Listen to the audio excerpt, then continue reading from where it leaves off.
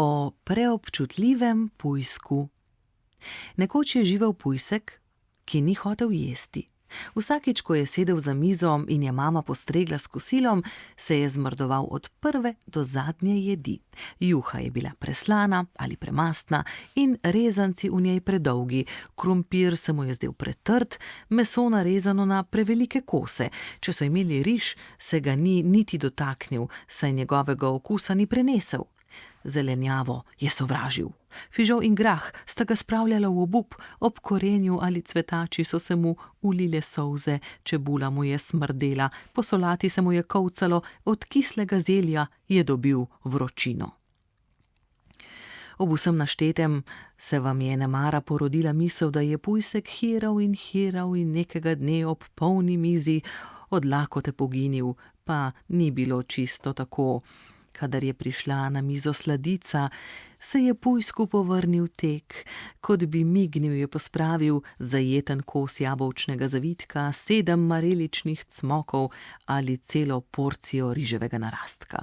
Zato je bil lepo rožnat in zalit, mama pa je bila, razen med kosilom, zelo ponosna nanj.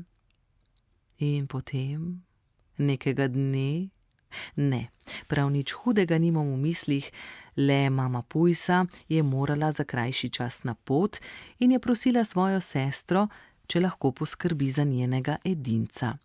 Pujsek je zložil svoje stvari v majhen kovček, mama ga je pospremila do tetinih vrat, tam je 2-krat smrknil in se poslovil od nje. Prvi večer je za tolažbo dobil kakav in piškote, kar je bilo čudovito. Teta je bila zelo prijazna. Naslednji dan je prespal zajtrk in zbudile so ga slastne vonjave, ki so prihajale iz kuhinje. Teta je pekla čokoladno torto. Pujsku je zakrulilo v želodcu, komaj je čakal, da je odbilo poldan. A ko so sedli za mizo, je dobil predse krožnik zelenjavne juhe. Po krožniku so plavali koščki čebule in korenja, vmes so bila grahova zrna in cvetki cvetače. Pujsek se je ozrl okoli sebe. Teta, njen mož in njuni 4 otroci so veselo zajemali, glasno strebali in se še bolj na glas pogovarjali in smejali. Zdelo se je, da ni nihče občutil škodljivih učinkov graha in cvetače.